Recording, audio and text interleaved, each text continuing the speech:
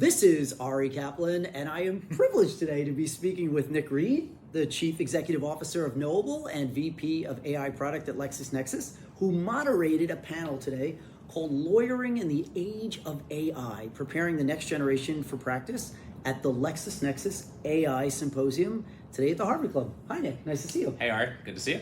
And of course, Roland Vogl, who is the Executive Director and co-founder of CodeX at the Stanford Center for Legal Informatics, who moderated Redesigning Legal Practice for the Client-Centric Agentic AI Era. Hi, Roland. That's right. Hi. And more importantly, was my TA when I was in law school once upon a time.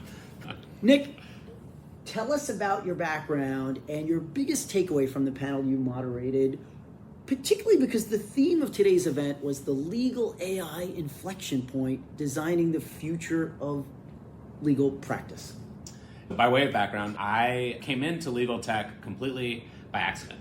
I was in law school in 2009, 2010, and a classmate of mine, Daniel, poked me on the shoulder one day and said, "Hey Nick, doesn't it seem weird that the technology that we're being taught to use as lawyers feels like it's 10 or 15 years old, and there's all this cool stuff happening in tech today." And so that got us thinking about what we could do if we were to use the latest and greatest and build something. Nights and weekends, and 2 years later, we started a company called Ravel Law out of Stanford Law School. It was born of the big data era, using things like data visualization, early AI, machine learning, natural language processing.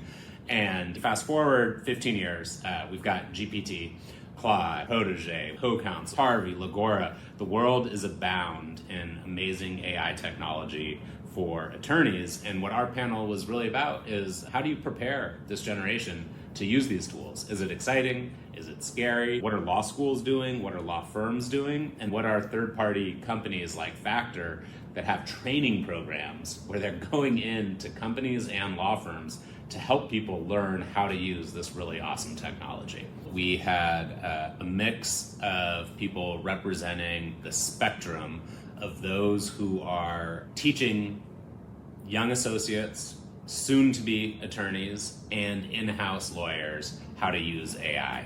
It was fascinating. It was very cool. Roland, tell us about your background and your biggest takeaway from today's discussion. I'm originally from Austria. I came as a student to Stanford over 20 years ago, and then had a short stint in private practice as an IP lawyer doing trademark and copyright law for a tech law firm in Silicon Valley. And then had this opportunity to go back to the law school as a teaching fellow in law science and technology.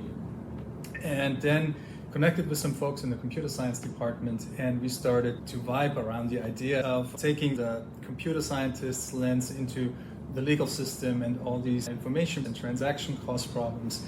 And we said we should start a center around this, and I get credit for having come up with the name CodeX as an intersection of legal code and computer science code. At the time, there was a bunch of things started at Stanford and around Stanford with an X in it, like, BioX, X, SpaceX. And so CodeX seemed like the logical choice for a name. We still are a relatively small research center between the computer science department and the law school, with the mission of bringing information technology to the legal system to make it more efficient for all stakeholders in the legal system. Although it was never part of our plan, we were fortunate to have people like Nick coming through the center and others with some really amazing ideas, and they started using CodeX as a sounding board and a place of like-minded people to hang out and exchange ideas. So we started building this community around the center. And it's, in addition to the research and the teaching, bringing together thought leaders and innovators is something we're really excited about and we really value. We're learning a lot from everything folks are trying to do in the marketplace, and that's enriching what we do. Lexis kindly invited me to moderate a redesigning legal practice in this era of agentic AI, where AI can handle complex tasks and chain them together and do some amazing things that go beyond just giving answers to questions. And this was one of several panels. We had an amazing keynote by Jeff Bleich, GC of Anthropic, and the panels focused on legal practice, everything that's going on with AI, agentic AI and legal practice, the business of law and the needs of clients, and then the panel that Nick ran on the future of legal education, one of the most pressing issues too. I always feel as a moderator, I get to introduce people and then get out of the way of the talent. We had some amazing thought leaders who are doing interesting things in the marketplace. Danielle, who's the head of applied AI at Baker McKenzie, and Ilona, who's the chief AI officer at Herbert Smith, and then Kurt, who's senior director at Blackstone. They just gave us so many different exciting dimensions of what they're trying to do, and it was very insightful. One of the points that came out is a lot of the work and thinking needs to go on how to restructure the processes around AI. So the question the panel posed was, are we retrofitting? Are we just changing little things around the edges, but the basic structures of the firm stay in place, like the pyramid structure, the billable hour, and we sprinkle AI over it to just streamline the old ways of doing things, versus a rebuild where we think how legal services can be made available in an AI-centric, client-centric way. But that's really hard to do when you come from a traditional law firm. So a lot of them are still in a true-fitting kind of era. The folks on the panel gave us a really good sense of some examples of what rebuilding means. And it's been going on for a long time. We're just doing better and more efficient and maybe at lower cost, and can make this available to more clients now so we can scale our talent in different ways. But the panelists also hinted at new legal products that legal professionals can now make available that weren't accessible to us in the past.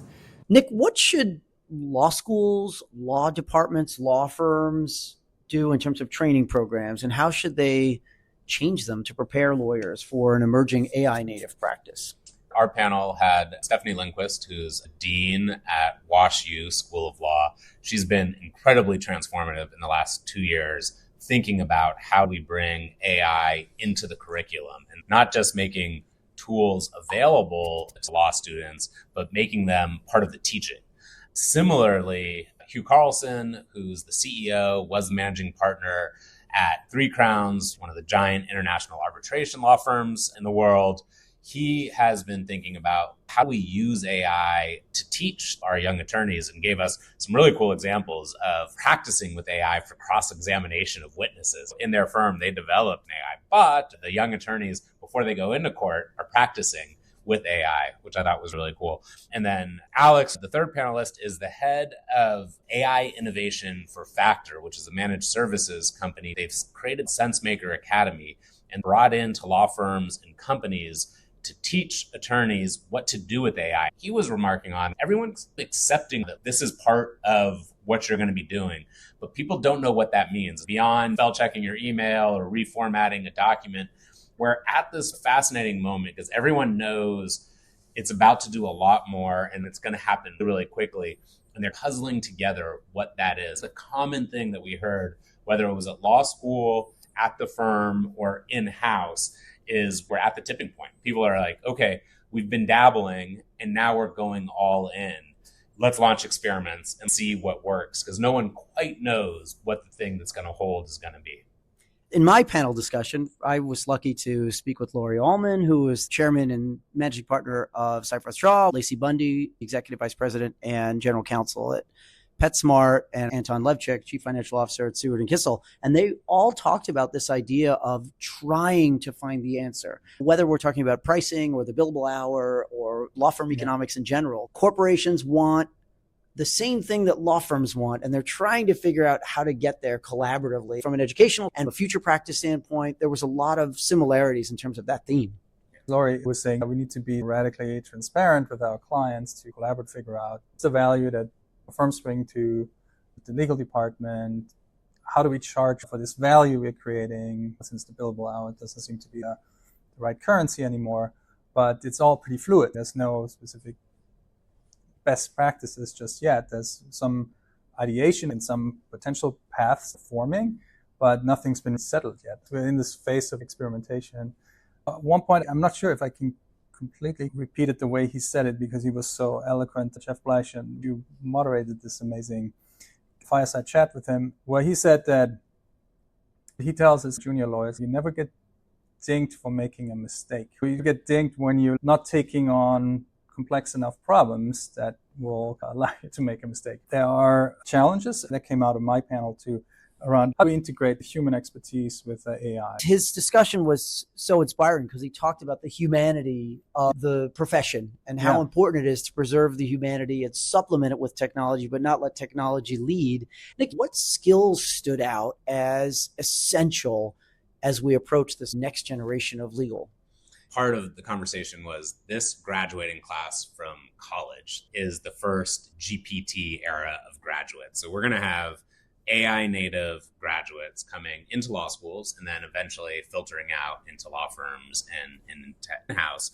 There was a lot of conversation like, what does it take as a lawyer, as a user, to use these tools and understand it? Jeff said creativity and a little bit of an appetite for risk, because we don't know exactly all the ways this is going to help you.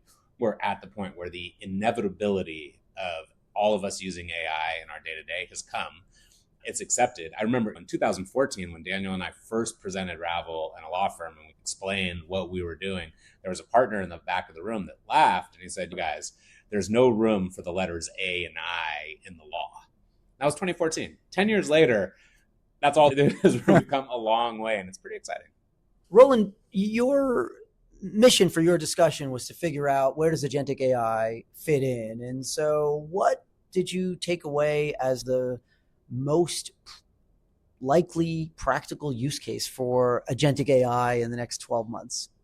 Some of the conversation was around this tension between traditional firms and AI native law firms. It sounded like some of the clients of these AI native firms have initially focused on lower level contract review, and NDAs came up several times, but it's pretty clear that this is only trending upwards in terms of the complexity that these players will take on of legal tasks. We also talked about how some of those AI native firms, they're hiring people who worked for very high profile law firms before, even managing partners of some of those firms, to signal to the market that they can take on very complex legal tasks. We got some examples for how agentic AI can help create a global compliance roadmap where the agentic AI can pull data from different countries and allow a client to navigate work that may have been extremely expensive having human lawyers manage before. We got examples for cyber breach compliance tools where agentic AI plays a role. The sky is the limit in terms of what specific workflows and legal skills will be handled by agentic AI. Greg, who's the CTO at Lexis, gave an overview of some of these concepts that are still pretty new, legal skills that AI can handle now, and it's part of offerings of legal AI platforms like Lexis Protege and Anthropic's legal skills. And then how does that relate to workflows? How does it relate to harnesses? That was very interesting to learn how leading legal AI platform providers thinking about putting out these new skills and then making them available to the market. And it's not only the skills they make available, but they also provide the technology that will allow law firm customers to create their own skills. That's part of the transformation that we'll see, or learning that we'll have to see in firms, as to understanding what is it doing here, and then thinking about how to leverage AI and agentic AI to replicate some of those workflows. Think about the human oversight layer coming in and to understand how to evaluate the outputs. That's a big role that human lawyers will have to figure out. One of the takeaways from my panel was also AI is amazing in all its capabilities and all the outputs it can generate, but the bottleneck is the human cognition. It will become clearer in the very near future how to integrate humans, how to get a level of comfort that humans can have with AI outputs and frameworks and environments where, as a human lawyer, you can rely on this output that the agentic AI generates. One of my favorite aspects of your panel was that the panelists started asking each other questions. They're such gifted members of the community. They were curious what each other thought, so they bring that back. Nick, how do you suggest that law firm leaders and law department leaders balance the promise and pitfalls of implementing AI at this stage? There was a point in our conversation where responsibility came up. Hugh Carlson has been a litigator for a long time and a managing partner running a law firm, spoke about the responsibility we have as lawyers to understand AI and what it can and can't do. And as Roland said, when we verify the output.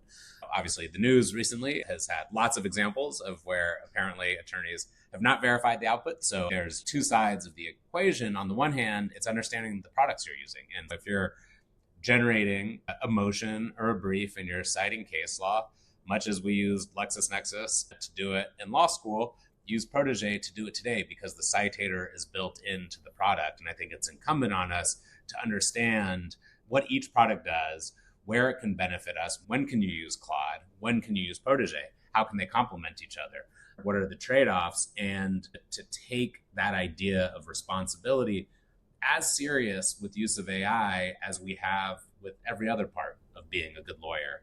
That was really interesting to me. That was the cautionary side. But I think the positive side was overarching, which is we are going to be able to do so many things that have been either time-consuming, stressful, that make the practice of law not the most attractive industry for everyone a lot faster. And is this the moment that a lot of attorneys get to spend more of their time doing the things higher up the value chain? It's been a recurring theme since I've been involved in legal tech for 15 years. But the sentiment today is maybe we're there again. Less rote activity, less painful discovery, document review, more time thinking, negotiating, doing the higher value activities. That is why you went to law school in the first place. And in the fireside chat, Jeff Bleich talked about the importance of having the tools work in concert so that you can trust and verify simultaneously. I thought it was fascinating the way he wove his experience as a very young attorney shepherdizing for the first time, and the attorneys in the law firm thinking he was a magician because they had no idea LexisNexis existed on a computer yet. They were still writing with pens. Fast forward, it's the same paradigm again. It's let's wow partners with how fast we can turn things around, but with that same rigor that a good shepherdizing session would have brought back in the day. Roland, what was the sense on your panel about what it really means from a practical standpoint to redesign legal practice? Redesign means doing everything that's already going on faster, radically cheaper. That came out of your panel. It seems like some of those outside players are promising really reduced rates on some of the tasks, but also excitement around the law firm and legal professionals can now take on tasks that were previously not considered part of what a law firm does, like being predictive about certain risks and alerting clients to specific risks, and not just being reactive when a lawsuit has been filed and gearing up around that. But I want to go back to Nick's point. Throughout the whole event, there's excitement around what it means to be a lawyer, and a lot of people said this is one of the most exciting times to be a lawyer. People go to a lawyer when they face some really complex questions, and being able to help clients with those, and then having the drudgery handled by the AI or the AI helping support us. But how do we train the next generation of lawyers? And we talked about simulation tools. Some of my colleagues at Stanford are doing exciting work on that.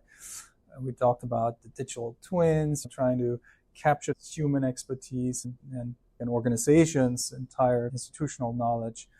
There's all this excitement and new opportunities that agentic AI brings, but Hugh threw in this little wrinkle, which was something might be lost. Nobody enjoyed being in a warehouse and going through due diligence and doing work that is part of the apprenticeship model of becoming a lawyer. We could have spent that time better, but there's something that we are losing while we don't have to do this anymore. There are questions about how we train the next generation, and maybe it's a better way that we're training. That came out from what we learned from the law school dean. Personally, I don't espouse the view just because we had to do it, you have to do it next generation. And I thought Stephanie had a great point where she said they're not teaching people to write in cursive anymore. It doesn't mean you're not going to be a good lawyer. In fact, I thought the message was very clear about this being a wonderful time to be in the legal profession. I asked Jeff Bleich, is 2026 a good year to become a lawyer? And he said yes. And he was very encouraging about it. And then someone on your panel said, this is the best time in legal. It's just a wonderfully exciting time. I loved how all of the sessions built on each other. Jeff really set the tone. It was inspiring. It was informative. And then your panel started us off with this great discussion of innovation and transforming the profession. I was lucky to interview a group of people who talked about What does the model look like? How are we going to finance it? What does pricing look like? What does outcome-based and value-driven pricing look like? And then you really capped it off with, how do we shape the generation? What does that look like? So to close out, what advice would you give a new associate, a law firm leader, a corporate department leader? Be curious, but do so carefully. Take risks, but responsibly. And do so responsibly. 10 years from now, when we look back, it will have changed the practice of law. I don't know that I believe the billable hour is going away. I don't know that AI robot lawyers are going to be serving people tomorrow or anytime soon. But what a lawyer looks like 10 years from now is going to be very different, much as it has changed. It's going to change a lot faster. That's really exciting. So for this new generation, for young attorneys right now, you're there in that moment and you're defining it. And that is super exciting, to be at that moment where it's going to change. Number one takeaway is you should be excited. It's cool. And you're part of what it means to make that change. What can I add to that?